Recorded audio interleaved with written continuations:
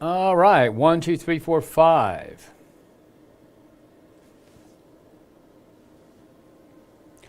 All right, level check. 1, 2, 3, 4, 5, 6, 7, 8, 9, 10. This is meteorologist Steve Horstmeyer checking to make sure all the levels are coming through and everybody's going to be able to hear me. And it does look like that is happening. Okay, so let's see here. Need to start the other platforms up here in just a half a minute or so. And let's see. All right, so all right, now you should be able to pick me up on Facebook, on YouTube, on Roku TV, Apple TV. We're talking about Samsung TV. We are also talking about the Fox 19 First Alert Weather app. We're also talking about the Fox 19 News app, and we're talking about the website. In addition to that, if you're a viewer of our 24-hour, 7-day-a-week streaming channel, you'll be picking me up on that also. So this is meteorologist Steve Horstmeyer just doing a little bit of a level check. We've got not long before I'll be live here. According to my clock, it's 7:13 right now. About to change, there it is, changed it to 7:14, so we will be back in 1 minute.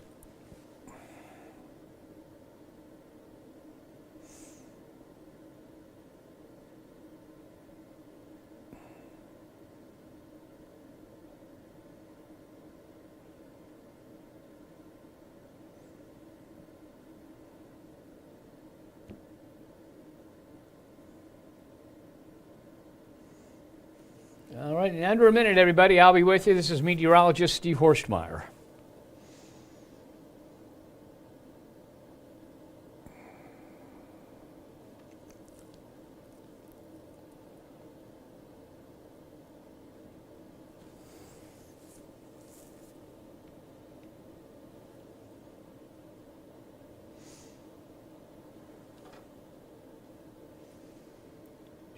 Okay, just a short time now and I'll be live. Here we are. Short time is over. It is 7:15. Hi, everybody. Meteorologist Steve Horstmeyer here. This is the 7:15 streaming weather show from Fox 19 now. We are looking at a live shot now of Turfway Park. Racing is going on this season, and the first post time this evening was 5:55. So we may be able to catch a brief glimpse of a few horses racing around the track. But right now, not much is going on. They just were dragging the track to clean it up a little bit. This is a live view from actually Clovernook Country Club, where the sky is crystal clear. Temperature's 38 degrees at the International Airport. And here's some other airport temperatures around the Fox 19 Now viewing area. We are looking at temperatures dropping off to 32 already in Richmond. Excuse me a second.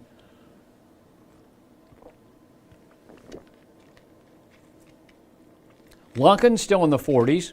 So is Portsmouth. But everybody else now down in the 30s with that clear sky. It is going to be a chilly evening and a chilly night around the tri-state. Winds are beginning to diminish, and that's going to help. It's going to reduce the wind chill a little bit. So the latest wind chill values, Richmond at 25, CVG at 30. So take 6 or 7 degrees off the temperature. That'll give you the wind chill, roughly anyway. 29, the wind chill at Falmouth and at Maysville. So it is cold out there. Wilmington's got a wind chill at 29. Okay, so you can see the cloud covers push off to the east. We've got a clear sky. It's not going to last very long. So we zoom out, you can see the high cloud cover already working across the Mississippi River, heading our way. And we will see a few high, thin clouds by midnight. Nothing, you'll be able to see the stars through them. But overall, it looks like the cloud cover will thicken up overnight, and that rain you see out west isn't going to get here. I can't rule out a sprinkle during the late morning hours tomorrow, but I think it all holds off for the most part until the evening. Right now, 38 at the International Airport. We expected it by 7 p.m. to be 39, so we are within a degree, dropping to 34 by 11 p.m. And then overnight, look for temperatures to drop off to 32, but as the cloud cover thickens up, probably bouncing up a degree or two as we head toward 8 a.m. Sunset tomorrow, 6:38, 49 the high. That'll be about 5 p.m. And for your morning commute, talking about dry roads, a mostly cloudy sky, temperatures around 32. Wind chills will be negligible because the winds will be light enough that the wind chill will be about the same as the temperature. So at midnight, you can see the high cloud cover already rolling back into the tri-state with temperatures close to freezing. So we head through the night, right there stopping at 10 a.m. Any of that green you saw pop up is cloud level moisture. We do not expect anything as far as precipitation goes during the overnight or early morning hours. During the day, a few more sprinkles are possible, but as we head into afternoon and evening, the rain becomes a little bit more widespread. The real rainfall is going to be down to the south, and you see it right there. If you look right down here, you can see some shower and thunderstorm activity, non-severe, but south of Owenton, south of Dry Ridge, south of Falmouth, right around the Brooksville area, there may be some fairly heavy rainfall for a short time, and we may have a few flood advisories out because it looks like this stuff's going to train. In other words, it's going. And when they say training with storms in meteorology, we kind of make it a metaphor to train tracks.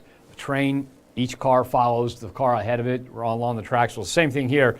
Each one of these storms follows the one ahead of it, and they continue to run over the same area time and time and time again, and that can dump quite a bit of rainfall. So this may be one of those situations from southern Owen County, southern Grant, southern Pendleton, far southern Bracken County, all of Robertson County, southern half of Mason, and a good portion of Vanceburg later on as that rainfall continues to push to the east. So you can see it right there, does that. And then everything begins to shift to the south, and you can see a cold morning Saturday morning, no doubt about that, and then it clears out, and we've got sunshine in the forecast for your Saturday afternoon.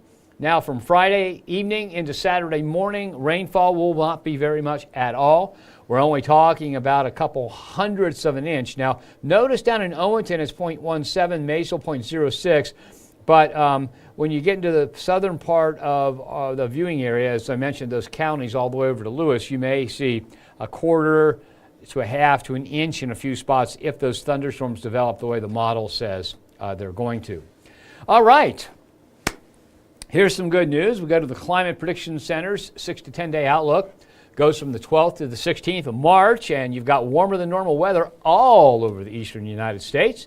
You've got warmer than normal weather from day 8 to 14. That takes us out to the 20th of March. Now, this next graphic is the one that was produced last Friday. It'll be updated tomorrow. And so right now they're still thinking that everything east of the Rockies will be warmer than normal from the 19th through the 1st of April. We'll see what the new version of that says during the day tomorrow. Precipitation, well, we've got the La Nina bullseye of greater than normal precipitation, which includes a good portion of the Fox 19 Now viewing area through the 16th. Through the 20th, that bullseye is still there, and through the beginning of April, that bullseye is still there over the tri-state. So here's your 7-day forecast. We are looking at a low temperature tonight, dropping off to 32, high tomorrow 49 degrees, a low of 32, a high of 47 on Saturday. Now, Saturday, we might have a few flakes or a little bit of a mix left over in the early morning hours, but as I showed you on the model map, it does become mostly sunny during the day on Saturday, and with a high of 47. That's still below normal. Now, we are talking about FC Cincinnati playing down at TQL Stadium, so if we take a look at that forecast, if you're heading down to TQL, look at 42 degrees for tailgating, 39 at kickoff, 36 at halftime, down into the low 30s by the time the game ends. And look at this. FC Cincinnati is playing the Reds, the Toronto Reds. Okay, so that is the forecast for FC Cincinnati. And don't forget, daylight saving time begins on Sunday. So when you go to bed Saturday night, set your clock ahead and you'll be on time Sunday morning with that low of 28 and a high of 52. Now, that's really interesting in weather. We like to call daylight saving time late weather data time because everything's based on international time, and if we move the clock ahead an hour, that means the data comes in later. So late data coming in for a while. It makes it a little bit harder to get the forecast done on time. Okay, now beyond the 7-day forecast, looking for a low of 44, high of 61, 44 and 67 for Saturday. Sunday, 44 and 57. That's Sunday the 16th. Okay, so we've got warmer than normal temperatures for Friday, Saturday, and Sunday.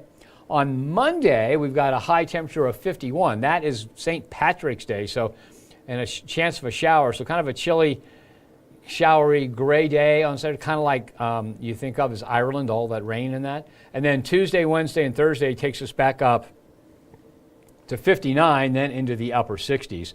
So that's really not a bad forecast. If we take a look at this forecast, all 14 days, highs and lows, so 28 numbers there, put on the normals, and you can see most of the time on the high side we are warmer than normal. Most of the time on the low side we are warmer than normal. And what we'll end up with here is above normal precipitation. So the takeaway from this particular forecast then is that in the next 14 days, it takes us out to the 20th of March, okay, 1 week before opening day, no Arctic air outbreak coming our way. A couple of chilly mornings here and then again here. So we do have a little bit of cold air coming our way, but no big blast from the Arctic. No big early warm-up either, so no shorts and t-shirt weather other than maybe the 70s here if that works for you. But above normal precipitation. So it's looking more and more like spring as we head that way. Okay, let me go ahead and take a look at what kind of comments we have on Facebook. Okay, so let's go. Oh, there's only a couple here. Tina Holmes says, Steve, when is your last day? I wish you luck. Well, Tina, my last day was supposed to be, let's see, what's the date today? Today is the 6th. My last day originally was supposed to be on 1 week from tomorrow. And so it was supposed to be the 6th, 7th, the 14th. Well, then, because of some staffing changes and that, they asked me to stay till the end of May. So it was going to be the 28th of May. Well, now because of some additional staffing changes and the fact that we'll have a number of new people in weather. We have to service the Reds because we're the official weather provider for the Reds, and I've got to get all the new people rolling on that. I've delayed my retirement until the end of August. The 28th of August will be my last day. So Tina, I'm here for a little while, about 6 months more than I planned on, but that's okay. So I'll be here another 6 months and help the station get everything rolling again in weather. Okay, Jeff Beechler says, and Jeff is the guy that loves snow a lot, and I guess he's kind of depressed because we don't really have any there. Let's see. Yeah, I just want to make sure I was on camera. So it's kind of rude to talk and not be on camera if you can help it. So Jeff Beechler says, hello, Steve. How are you doing? I'm doing fine, Jeff. Hope you're doing okay. Hope no tornadoes or bad storms this spring and summer.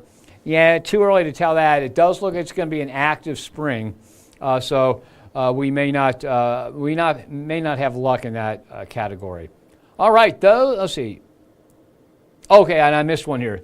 Stephen Bryce Campbell says, is almost storm season. Are we going to have any tornadoes this year? Well, I'm going to say most definitely we'll have something in the way of tornado activity. And one of the really, really interesting things about this part of the country is that we have a really high percentage, almost a higher percentage than any other part of the U.S., of the little leading edge spin-up tornadoes. Now, tornadoes roughly come in two versions. Okay, you've got the mesocyclone tornado, and that's when a big supercell thunderstorm grows and grows and grows, and the wind shear in the environment is just right so that all that rotation is imported into the storm. The storm itself starts to rotate, and you get literally what they call a low pressure system, a cyclone, in the storm, and that gives you the big tornado. That gives you the big news scrapers, the giant tornadoes, the ones that last a long time. Okay. At the other end of the tornado scale are the little leading edge spin-ups. Okay. And we have a lot of those around here. And the interesting thing about this is that it is really related to what our terrain looks like. Okay, now if you look at a map of our area, You go from Cincinnati, let's just say you're traveling on Route 52 along the river. You follow the river, you get out into Brown County, and you notice the hills start to get a little higher, and then all of a sudden you get into Adams County. There's just an abrupt change in terrain, and you're entering the Appalachian Plateau, because what the plateau is, as the Appalachian Mountains grew millions of years ago, all the land to the west of it and to the east, but to the west of it in this case, was uplifted also, and then over millions of years it got eroded a lot. So all of a sudden you get to the edge of the Appalachian Plateau and you begin to rise into the mountains, and that's in Adams County. So what happens there, as air is flowing out of the southwest into our viewing area, the mountains are here, the Appalachian Plateau is here. You literally have it converging, okay? So the moisture can't spread to the east coast. It all gets concentrated there along the western slopes of the Appalachian Mountains. And when I'm talking about the slopes, I mean the plateau also. So all the way from the ridge line of the Appalachians down into essentially Adams County, and Lewis County is included, you end up with all that moisture and all that stuff being concentrated. So it's flowing from the southwest, and it becomes concentrated like this. And maybe I could let me see if let's see if we can see that on a map, and then I'll move on here a little bit. But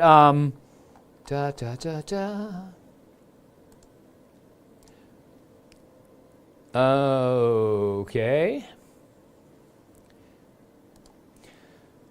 I'm going to turn the satellite off here so I can use this map. And I'll turn off precipitation too. All right, so what we're going to do here,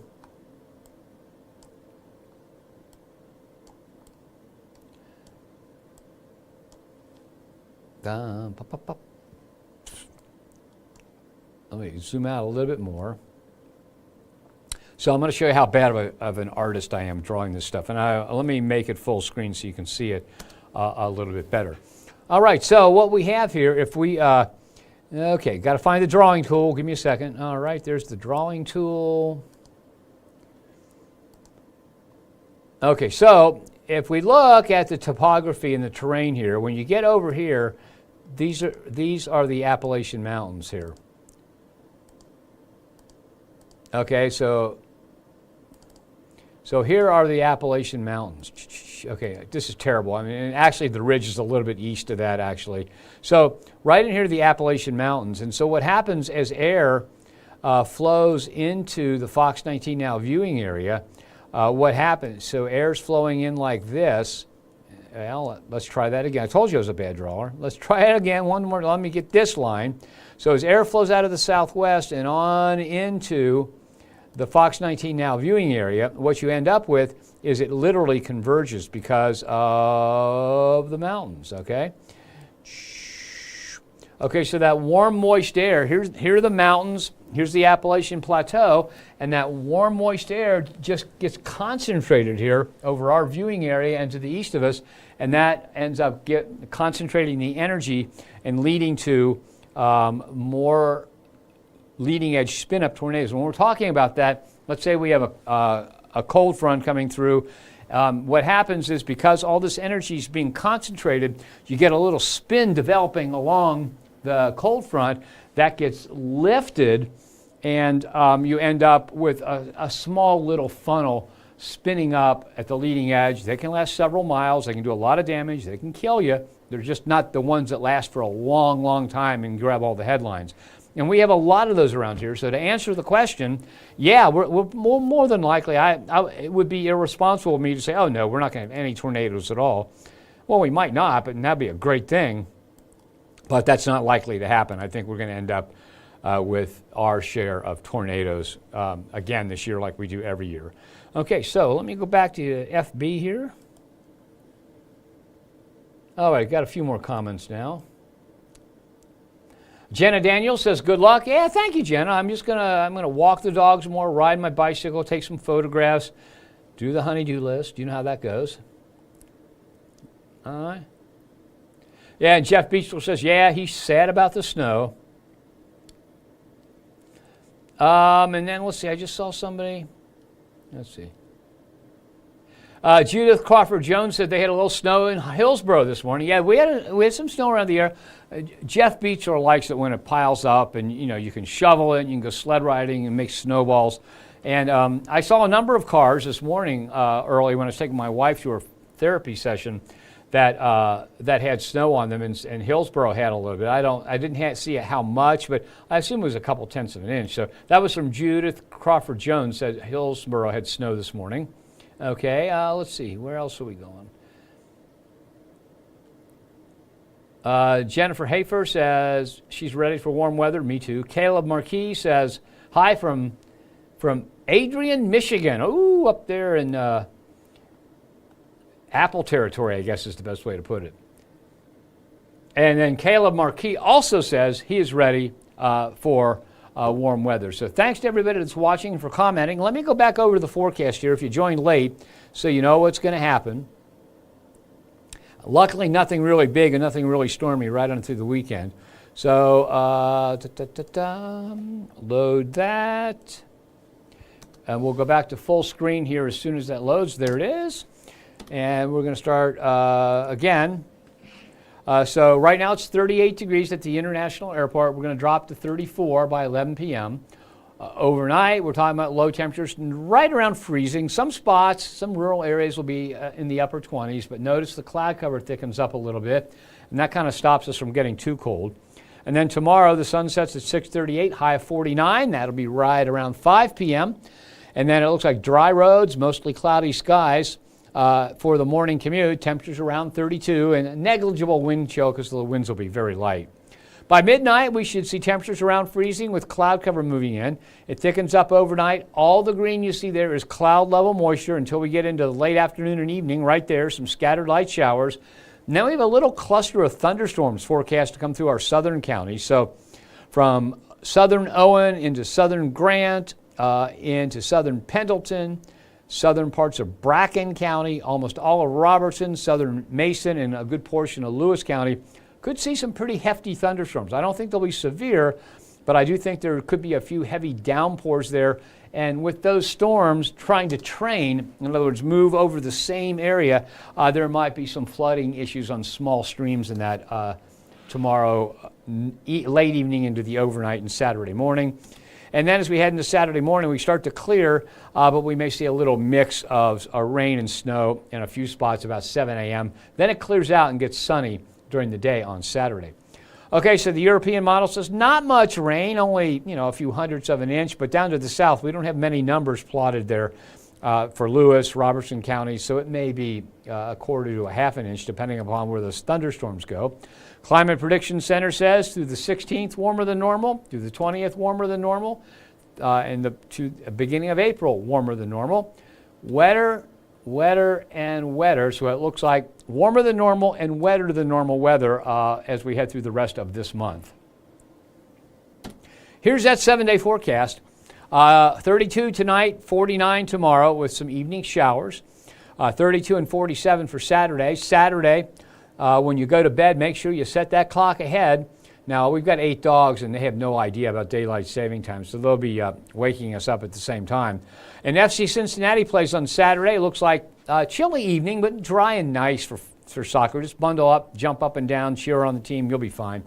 42 at tailgating, 39 at kickoff, 36 at halftime. And believe it or not, FC Cincinnati is playing the Reds tomorrow, the Toronto Reds. Okay. I thought that was kind of fun.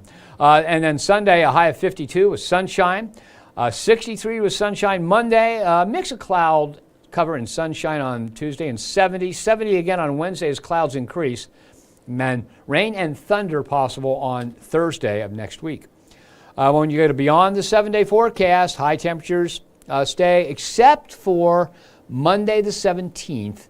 High temperatures are going to stay warmer than normal. Let me check what the normal high is for today. Today's high was 44. I want to double check that because I think I might have gotten it wrong when I mentioned that. Come on. Today is the 6th. Yeah, normal high is 50. So we were 6 degrees colder than that with that high of 44. So Monday, the 17th, is St. Patrick's Day. It looks like we have a cooler than normal day with some showers possible. And then we warm right back up as we head to beyond the 7-day. And here's that summary graphic. Shows you the next 14 days. There are the high temperatures and the lows. Normal high, normal low line. And you can see that most of the time through the 20th of the month, we stay warmer than normal. And what that means is we do not see any major cold air outbreak. And when I'm talking, we have a couple of chilly mornings in here, but we don't see any extended period of late winter weather. And we don't see any early summer coming our way either. All right, one more check at Facebook, see what else I got there. Nope, no more comments. So that is it for tonight. I thank you for watching. I hope you got some useful information out of this. We do this every Monday through Friday at 7:15. And it lasts generally 15 to 20 to 25 minutes. Sometimes when there's storms coming our way, it goes a lot longer because we have a lot of questions to answer. And I will be off tomorrow, but our new meteorologist, Erin Ashley, will be in taking care of this slot. She'll be doing also the shows on Fox 19. And remember what we have. We have live streaming weather shows, and we're trying to put them out there so you can get weather information when you need it. So we have them at 7:15 every Monday through Friday, at noon every Monday through Friday, at 10:15 a.m. Saturday and Sunday, and at 6 p.m. Saturday and Sunday. So it'll be Ethan Emery Saturday and Sunday for a while now in the mornings, and it'll be Erin Ashley at 6 p.m. Saturday and Sunday, along with tomorrow, because I'm off tomorrow. So that's it. Have yourself a nice night. Since I won't be here tomorrow, have a great weekend, and I will be back on Monday with the latest.